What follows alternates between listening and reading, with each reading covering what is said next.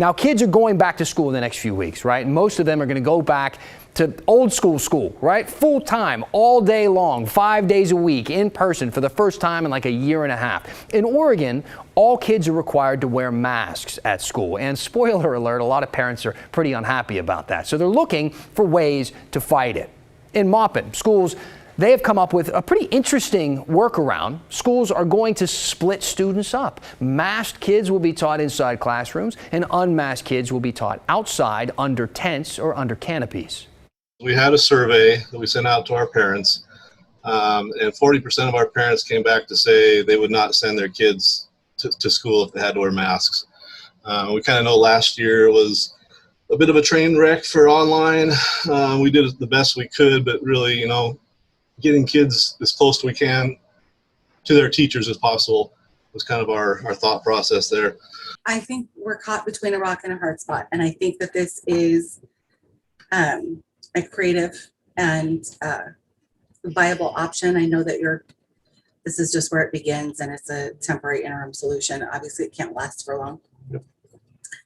For me personally, it passes the sniff test. Because people do get to opt in or opt out. It's not exclusionary, except that based on a mandate from the governor, we're making an option available to people that keeps us both in compliance and allows us some opportunity to explore options, whatever those options might be.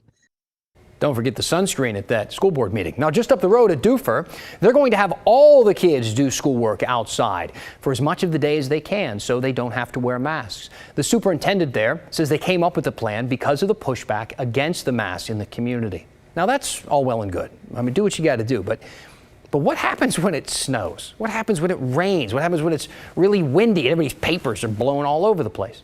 Both districts seem to think that, well, COVID will somehow just change for the better by then. Here's what the Dufur School District told our producer. What's the plan for the winter? The plan for the winter is for COVID to be much less and a much reduced rate of COVIDs and things. If that does not happen, the plan is to move classes inside and spread them out in gymnasiums. We're blessed to have a couple very large gymnasiums here, and we can move students in there and separate them and use that space that's available for us.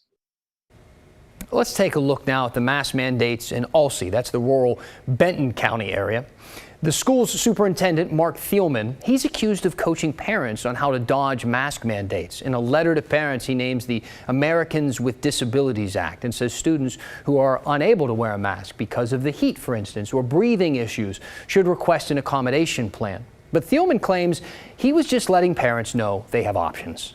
And then they associated me with people who are genuinely flouting mask mandates, like I think it was somebody in Governor Louisiana or something. And I don't think that was fair because we're implementing the mandate.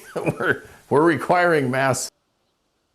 Thielman says he expects about 10 to 15% of his students in his district to request accommodations. Classes in Alsea were supposed to start this week, but they've been postponed until next week. Why?